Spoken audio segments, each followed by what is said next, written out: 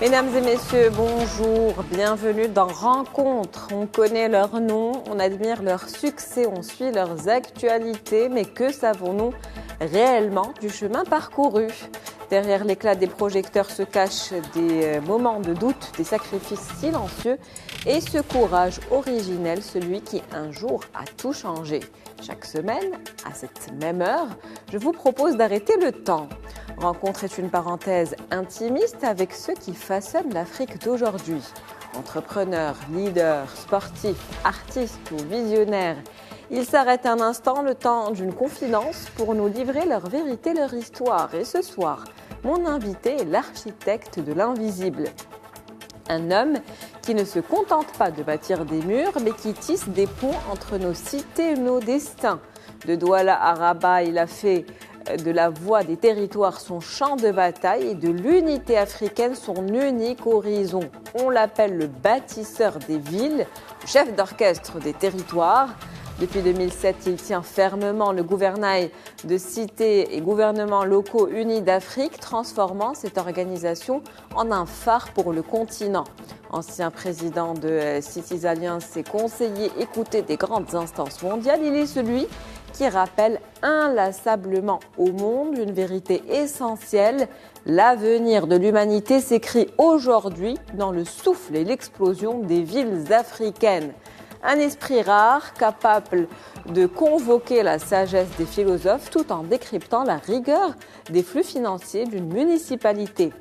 Sous le costume de secrétaire général bat le cœur d'un visionnaire pour qui la culture est le ciment des cités, cette flamme qui a donné naissance aux capitales africaines de la culture. Son parcours est une leçon de persévérance, une foi inébranlable en une Afrique qui se construit par sa base, par ses racines, par ses peuples. Jean-Pierre Evombassi, bonsoir à vous. C'est un plaisir de vous recevoir ce soir et d'aller à votre rencontre. Bonsoir madame. Alors on va revenir sur votre parcours, une aventure qui a commencé au Cameroun, qui est une étape importante de votre vie. C'est là où vous vous êtes construit, c'est ce que vous m'avez dit tout à l'heure en off. Parlez-nous d'abord de ce commencement. On a les yeux de l'endroit que vous avez vu naître. C'est à partir de cet endroit que vous construisez votre rapport au monde et à la société. Et j'ai eu la chance de naître au Cameroun, un pays que tout le monde devrait connaître, parce qu'on l'appelle l'Afrique en miniature. Et j'ai eu la chance de commencer mes études au Cameroun et les poursuivre, les études supérieures également au Cameroun. J'ai eu l'insigne bonheur d'y rencontrer mon épouse. On était tous étudiants. Et nous ne savions pas que nous avions une aventure de toute une vie. Nous nous sommes mariés. Très jeune, on le voit sur la photo. Voilà. Et nous sommes toujours mariés. Il y a, en 2022, nous avons fêté notre cinquantenaire. Et c'est une chance. Une belle histoire d'amour. Une belle histoire d'amour. Et cette femme, Antoinette Elombassi, Antoinette Ndoumbe, m'a construit. Et c'est pour ça que je tenais à ce qu'on commence notre histoire, notre entrevue, par cette brique forte qui est derrière tout ce que j'ai fait et qui a enduré tout ce que j'ai fait. Un hommage qu'on rend à votre épouse ensemble. Merci. Ce soir. Merci. Une aventure donc qui a continué ensuite à Paris, en France. Voilà, nous après les premiers cycles de nos études, j'ai poursuivi mes études en France. Et ensuite, j'ai été embauché par le secrétaire des missions d'urbanisme et d'habitat comme chargé d'études. Et ensuite, je suis devenu chargé de mission auprès du président de l'agence coopération et aménagement. Et j'ai travaillé dans cette structure de 1973 à 1981. Et ça m'a permis de faire beaucoup d'études, beaucoup de projets dans le domaine de l'urbanisme, de l'habitat, des services urbains. Et je me suis formé à toutes ces méthodologies nouvelles. Mais chaque fois en les interrogeant aussi, parce que ces techniques ont été mises en place dans des contextes qui ne sont pas tout à fait les mêmes que les contextes de là d'où je viens. Donc, chaque fois que j'entrais dans une technique, je l'interrogeais aussi par rapport à son adaptation à notre contexte à nous. Ensuite,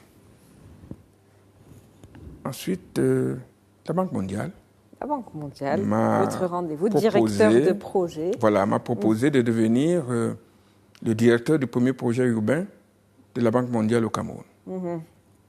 Ce projet s'appelait le projet Nylon. C'est un projet de reconstruction. C'est un projet de restructuration de l'habitat insalubre. Vous avez l'équivalent ici au Maroc, vous avez l'équivalent avec l'ANI que dirigeait M. Mbarki. Et c'était le tout premier projet de restructuration de l'habitat insalubre. En Afrique. En Afrique.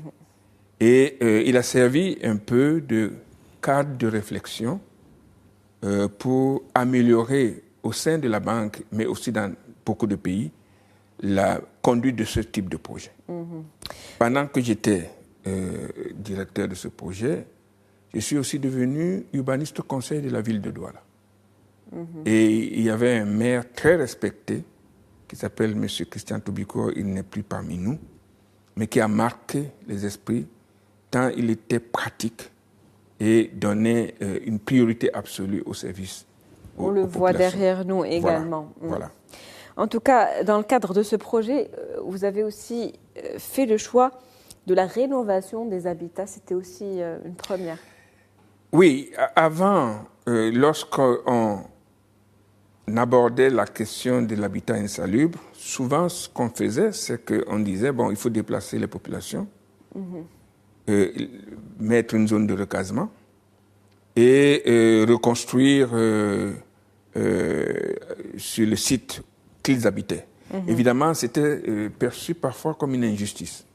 Alors, ce que nous avons inauguré, c'est ce qu'on appelle la rénovation du bâti sur place avec assistant technique architectural. Donc, nous avons mobilisé une équipe d'architectes sans frontières et nous avons fait des opérations qui ont plu aux habitants parce que ça leur permettait d'économiser, ne pas se déplacer de là où ils vivaient et d'avoir toutes les commodités apportées au fur et à mesure qu'on rénovait leur bâti.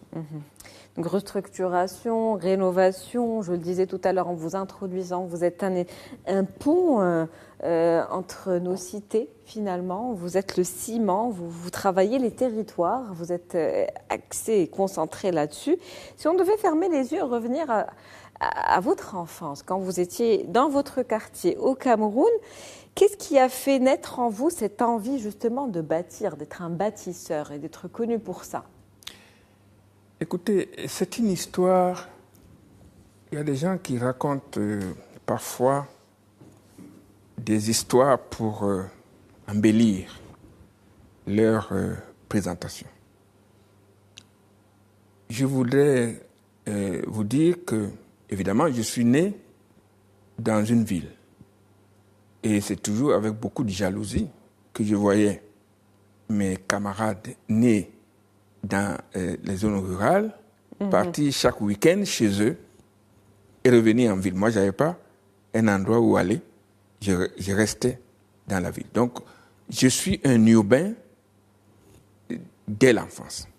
Mais, comment suis-je tombé dans les questions proprement d'intelligence du fonctionnement des villes? À l'époque où je fréquente l'université, au Cameroun, il y a un ministre du plan. Il m'a marqué ce ministre. Il s'appelle Na Robert. Na Robert était un économiste distingué et intellectuel. Et il en avait marre pour la préparation du plan d'en avoir à sa portée que les modélisations des institutions internationales. Et c'est à partir de ces modélisations qu'on construisait les plans. Na Robert a estimé qu'il fallait avoir plus de données concrètes sur ce qui se passait vraiment sur le terrain au Cameroun pour faire les projections du plan. Et il s'est mis à travailler avec les universités. Et il a demandé à l'université où nous fréquentions d'aller mieux étudier un problème paradoxal, qui était le problème de l'eau à Douala. Il faut savoir que Douala est un des points les plus arrosés au monde. Et pourtant, les gens n'avaient pas l'eau au robinet. Et le ministre Narobert a demandé d'aller regarder qu'est-ce qui se passait réellement. C'est comme ça qu'on m'a demandé, en tant qu'étudiant, d'aller regarder ce problème, moi, et d'en faire le sujet de mon diplôme d'études supérieures. Et donc, du coup, c'est comme ça que j'ai été tiré vers le terrain et ça m'a plus quitté.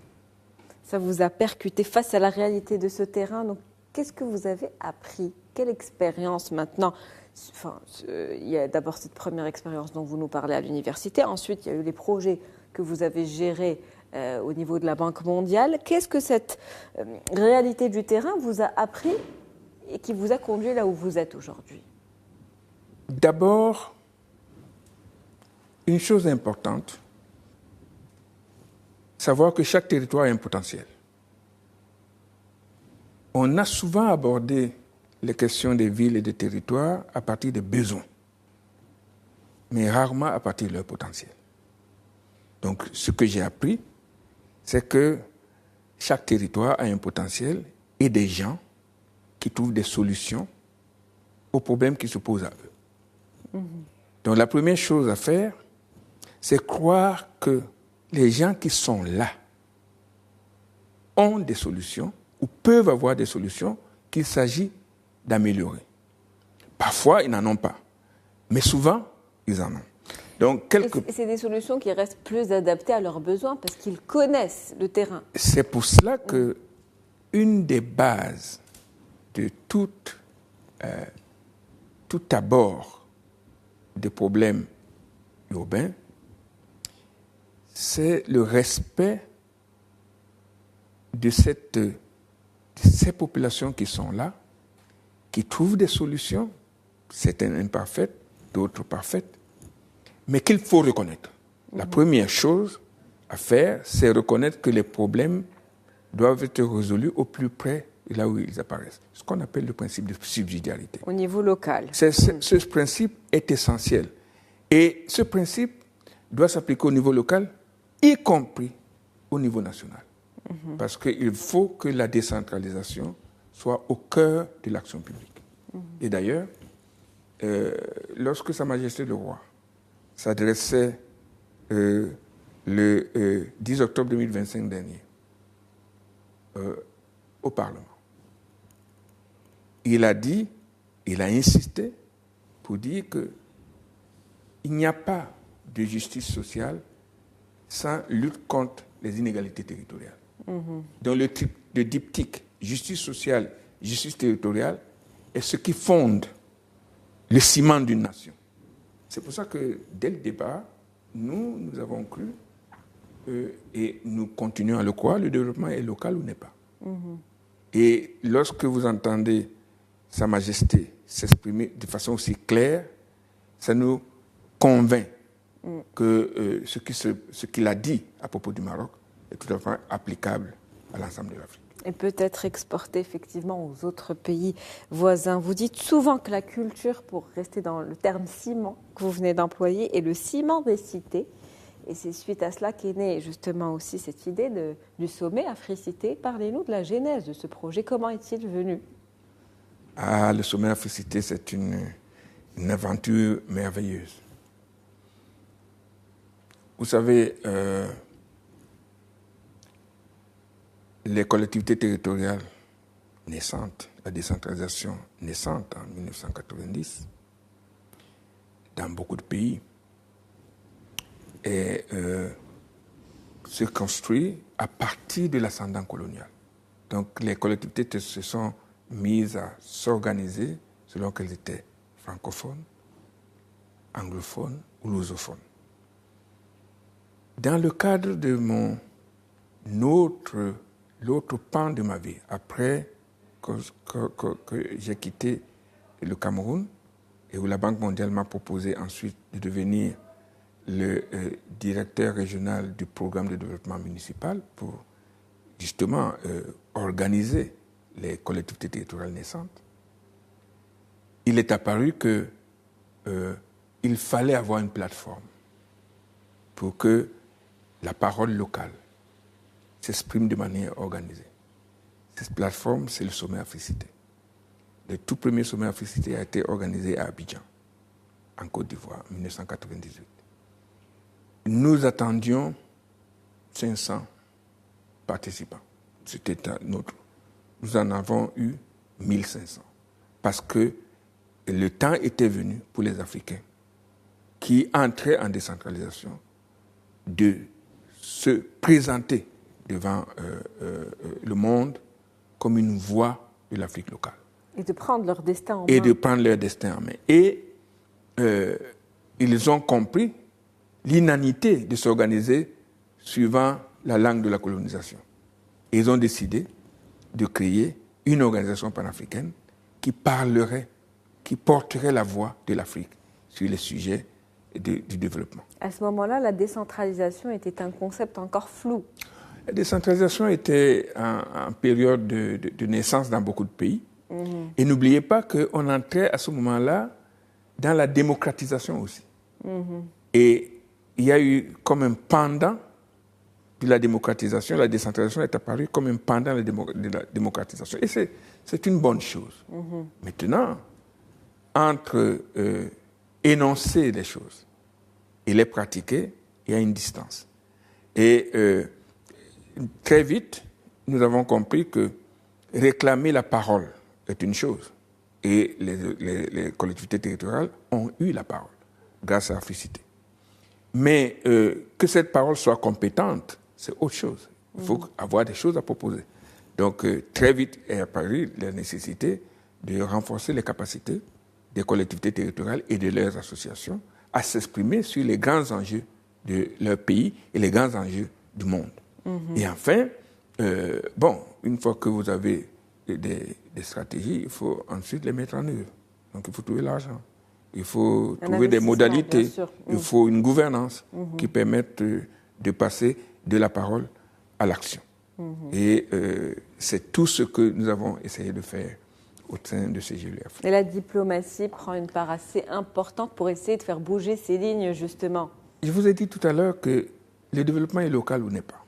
Les gens trouvent que c'est le niveau territorial où on prouve et on éprouve le développement. Et donc, quelque part, nous pensons que si on construit l'Afrique locale, et si on construit des réponses au niveau de l'Afrique locale, on les aura construites pour l'ensemble du continent. Et autre chose, le continent a beaucoup à gagner à voir se développer des relations entre collectivités territoriales du continent. Parce que, ces relations ont un visage humain, se construire l'amitié entre les peuples et réalise une des attentes les plus fortes de notre continent, qui est l'émergence de l'Afrique des peuples. Si cette Afrique des peuples émerge, s'il y a une compréhension mutuelle, s'il y a une amitié entre les peuples, alors on conjure les risques de guerre, de crise profonde, et on met les conditions pour une paix et une concorde entre les peuples africains.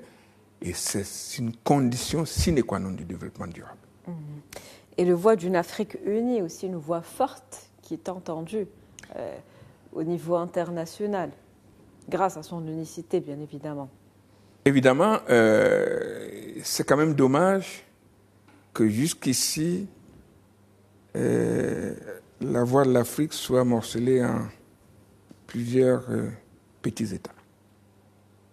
Nous pensons que le poids de l'Afrique, à peu près le poids de l'Inde aujourd'hui, à peu près le poids de la Chine, c'est beaucoup, beaucoup plus fort si l'Afrique s'exprimait d'une même voix. C'est les pères fondateurs de l'Organisation de l'Unité africaine l'avaient perçu. Mais l'histoire est ce qu'elle est. Et nous pensons que construire l'Afrique à partir de ces territoires donne un fondement plus solide à la construction de l'unité de notre continent et la promotion de son développement. C'est pour ça que nous pensons que les collectivités territoriales organisées au sein de CGLU Afrique sont une chance pour ce continent. Justement, on allait y venir. CGLU Afrique, c'est l'autre étape marquante de votre vie. On ne peut pas finir cet entretien sans en parler. Évidemment, parlez-nous de cette aventure. Alors, CGLU Afrique, je vous ai dit, c'est né de la dynamique d'Africité et qui s'est continuée. C'est la continuité. C'est la continuité de ce sommet. Et vous savez ce que j'ai appris, y compris dans ce pays, c'est que rien ne se construit de durable sans une perspective de longue durée. C'est important parce que pendant longtemps, à cause des crises successives que les pays africains ont connues, on a été enfermé dans la logique de l'ajustement structurel. Et cette logique de l'ajustement structurel donnait comme horizon pour les dirigeants les rendez-vous successifs avec le Fonds monétaire international et la Banque mondiale.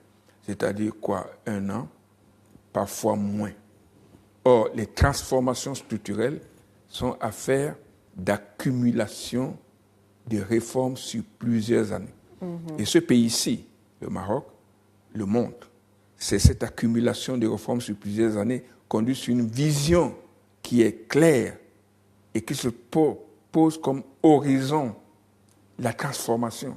C'est-à-dire que c'est l'affaire d'une génération construite petit à petit et qui accumule les résultats positifs successifs. Et je crois que le rôle de CGLU Afrique, c'est de donner cet horizon de long terme. C'est pour ça que nous avons commencé notre mission en définissant ce qu'on a appelé la perspective à long terme de la construction de l'Afrique locale. Bon, ça s'appelle GADEPA.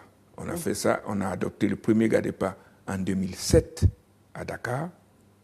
On a adopté pour 15 ans et on a adopté le deuxième GADEPA en 2020, encore pour 15 ans. Donc, cette perspective de long terme permet ensuite de poser des jalons qui permettent de contrôler qu'on n'est pas en train de déraper par rapport à l'objectif. Notre objectif, c'est d'améliorer les conditions et les cadres de vie des populations là où elles vivent. Durablement, bien évidemment. Puisque vous parlez de stratégie à long terme, vous qui voyez le continent par sa base, par ses quartiers, par ses territoires, par ses localités, qu'est-ce qui vous rend le plus optimiste, on va dire, pour l'Afrique 2050, donc les années à venir? D'abord, la réalité démographique. Un jeune de moins de 18 ans sur 2 au monde vit en Afrique, aujourd'hui.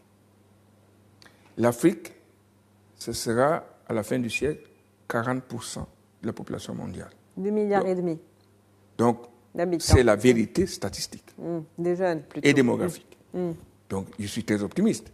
Si à peu près la moitié des consommateurs du monde sont sur mon continent, je détermine le marché. Je détermine le devenir du monde. Deuxièmement, 60% des terres arables saines, non polluées. Une très grande majorité de l'eau et beaucoup de ressources minières se trouvent sur ce continent. Maintenant, une chose est d'avoir du potentiel, et je vous ai dit que tout part du potentiel. Une autre est de pouvoir le transformer. Et c'est pour cela qu'il faut d'abord croire en ces valeurs. Et la culture, là, est importante. Parce que si vous croyez en vos valeurs, alors vous êtes capable de les défendre. Et je suis très optimiste parce que je vois beaucoup de créativité chez les jeunes Africains. Et parfois, cette créativité percole au niveau mondial, mais personne n'en parle. Je prends un exemple. Tout le monde utilise aujourd'hui le mobile money, la monnaie numérique, et à partir du téléphone. Mais est-ce que les gens savent que c'est né dans les bidonvilles de Nairobi? Très peu de gens le savent. Donc il y a une énorme créativité parmi les jeunes. Il faut leur faire confiance. Et je crois que si on est à l'écoute des jeunes, si on a la capacité de leur donner le cadre nécessaire pour leur déploiement, je suis très optimiste pour l'Afrique. C'est sur ces derniers mots que se termine cette rencontre avec vous, Monsieur Jean-Pierre Elon-Bassi. C'était un plaisir de vous avoir comme invité ce soir. Merci. Merci beaucoup, madame. C'est la fin de rencontre pour aujourd'hui. On se retrouve la semaine prochaine. Très bonne journée.